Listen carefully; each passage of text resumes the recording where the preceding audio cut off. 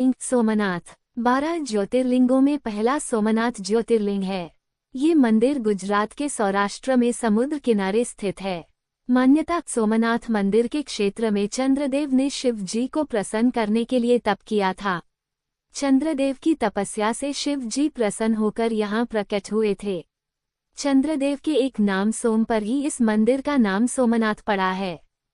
दूसरा ज्योतिर्लिंग मल्लिकार्जुन ज्योतिर्लिंग आंध्र प्रदेश में कृष्णा जिले में कृष्णा नदी के किनारे पर श्रीशैल पर्वत बना हुआ है। मान्यता मल्लिकार्जुन ज्योतिर्लिंग एकमात्र ऐसा मंदिर है जहां देवी पार्वती के साथ शिवजी ज्योति रूप में विराजित हैं। यहाँ दर्शन करने से ही अश्वमेध यज्ञ के समान पुण्य फल मिलता है। तीसरा ज्योतिर्लिंग महाकालेश्वर ज्योतिर्लिंग मध्य प्रदेश के उज्जैन में स्थित है। महाकालेश्वर के पास ही शक्तिपीठ हरसिद्धि मंदिर भी स्थित है। मान्यता ये एकमात्र दक्षिणमुखी ज्योतिर्लिंग है। रोज सुबह महाकालेश्वर मंदिर में भगवान की भस्म आरती की जाती है। यहाँ पूजा और दर्शन करने से अनजाना भय दूर होता है। चौथा ज्योतिर्लिंग ओंकारेश्वर मध्य प्रदेश के इंदौर से करीब 80 किलोमीटर दूर नर्मदा नदी के किनारे एक ऊंची पहाड़ी पर स्थित है। ओंकारेश्वर ज्योतिर्लिंगा पहाड़ी के चारों ओर नदी बहने से यहाँ ऊंचाई से देखने पर ओम का आकार बना हुआ दिखता है। चौथा ज्योतिर्लिंग ओंकारेश्वर मध्य प्रदेश के इंदौर से करीब 80 किलोमीटर दूर नर्मदा नदी के किनारे एक ऊंची पहाड़ी पर स्थित है। ओंकारेश्वर ज्योतिर्लिंगा पहाड़ी के चारों ओर नदी बहने से यहाँ ऊंचाई से देखने पर ओम का आकार बना हुआ दिखता है। मान्यता ये ज्योतिर्लिंग ओंकार यानी ओम का आकार लिए हुए है, इसी वजह से इसे ओंकारेश्वर नाम से जाना जाता है। पांचवा ज्योतिर्लिंग केदारनाथ धाम उत्तराखंड के 4 धामों में से एक है। मंदिर करीब 3581 वर्ग मीटर की ऊंचाई पर है। रुद्रप्रयाग जिले में गौरीकुंड से करीब 16 किलोमीटर दूरी पर मंदिर स्थित है। ये मंदिर हिमालय क्षेत्र में है। शीत ऋतु में यहाँ का वातावरण प्रतिकूल रहता है, इसलिए ठंड के दिनों बंद रहता है। मान्यता महाभारत के समय यहाँ शिव जी ने पांडवों को बेल रूप में दर्शन दिए थे। वर्तमान मंदिर आदि गुरु शंकराचार्य ने 8वीं-9वीं सदी में करवाया था। छठा ज्योतिर्लिंग भीमाशंकर ज्योतिर्लिंग महाराष्ट्र के पुणे जिले में सह्याद्री पर्वत पर स्थित है। भीमाशंकर को मोटेश्वर महादेव के नाम से भी जाना जाता है। मान्यता त्रेतायुग में रावण के भाई कुंभकर्ण का एक पुत्र था भीमा। जब श्रीराम ने कुंभकर्ण और रावण का वध कर दिया, तब भीमासुर श्रीराम और विष्णु जी से बहुत क्रोधित हुआ था। उसने तप करके ब्रह्मा जी को प्रसन्न किया और वरदान पाकर देवताओं को पराजित करना शुरू कर दिया था। सातवां ज्योतिर्लिंग काशी विश्वनाथ उत्तर प्रदेश के वाराणसी यानी काशी में स्थित है। विश्वनाथ ज्योतिर्लिंगा काशी प्राचीन सप्तपुरियों में से एक है। मान्यता यहाँ महादेव के साथ ही देवी पार्वती भी विराजित हैं। यहाँ देवर्षि नारद के साथ ही अन्य सभी देवी देवता आते हैं और शिव पूजा करते हैं।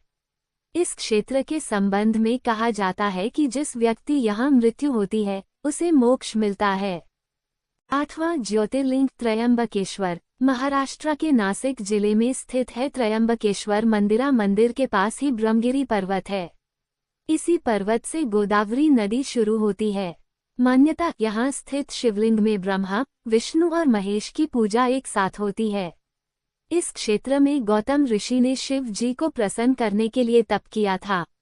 उनकी तपस्या से प्रसन्न होकर शिव जी प्रकट हुए थे। तब से ही शिव जी यहाँ ज्योति स्वरूप में विराजमान हैं। नवां ज्योतिर्लिंग वैद्यनाथ ज्योतिर्लिंग को लेकर कई मतभेद हैं। महाराष्ट्र स्थित वैद्यनाथ मंदिर और झारखंड स्थित वैद्यनाथ मंदिर को लेकर मतभेद हैं। झारखंड में देवघर जिले वैद्यनाथ मंदिर है और महाराष्ट्र में परली स्टेशन के पास ही परली गांव में भी वैद्यनाथ मंदिर है। मान्यता त्रेतायुग में रावण शिव जी का परम भक्त था। वो हिमालय में शिवलिंग बनाकर तप कर रहा था। तपस्या शिव जी प्रसन्न होकर प्रकट हुए। रावण ने वर में मांगा कि वो ये शिवलिंग लंका में स्थापित करना चाहता है। शिव जी ने ये वरदान तो दे दिया, लेकिन एक शर्त भी रखी कि रास्ते में तुम ये शिवलिंग जहां रख दोगे वही स्थापित हो जाएगा। रावण इस बात के लिए मान गया। रावण शिवलिंग उठाकर लंका ले जा रहा था, तभी रास्ते में उसने गलती से शिवलिंग नीचे रख दिया। इसके बाद शिवलिंग वहीं स्थापित हो गया।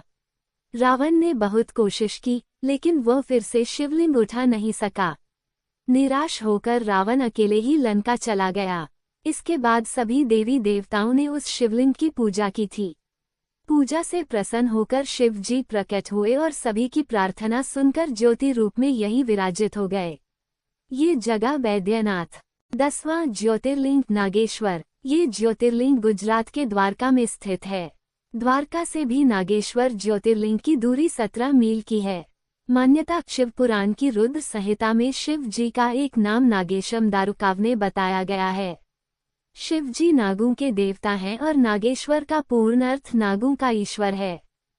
11वां ज्योतिर्लिंग रामेश्वरम। ये ज्योतिर्लिंग तमिलनाडु के रामनाथपुरम में स्थित है। मान्यता त्रेतायुग में रावण का वध करने के बाद श्रीराम लंका से लौट रहे थे। उस समय श्रीराम दक्षिण भारत में समुद्र किनारे रुके थे। श्रीराम ने समुद्र तट पर बालू से शिवलिंग बनाया और उसकी पूजा की थी। मान्यता है कि बाद में ये शिवलिंग वज्र के समान हो गया था। श्रीराम द्वारा बनाए गए शिवलिंग को ही रामेश्वरम कहा जाता है। 12वां ज्योतिर्लिंग घृष्णेश्वर। घृष्णेश्वर महाराष्ट्र के औरंगाबाद के पास दौलताबाद क्षेत्र में स्थित है। इसे घूसनेश्वर या घुष्मेश्वर के नाम से भी जाना जाता है। मान्यता पुराने समय में सुधर्मा नाम का ब्राह्मण था। उसकी पत्नी सुदेहा थी। उनकी कोई संतान नहीं थी, इसलिए सुदेहा ने सुधर्मा का विवाह अपनी छोटी बहन घुष्मा से करवा दिया। घुष्मा शिवभक्त थीं। शिव जी की कृपा से घुष्मा को पुत्र की प्राप्ति हुई। बाद में सुदेहा अपनी ही बहन घुष्मा से जलने लगी थी।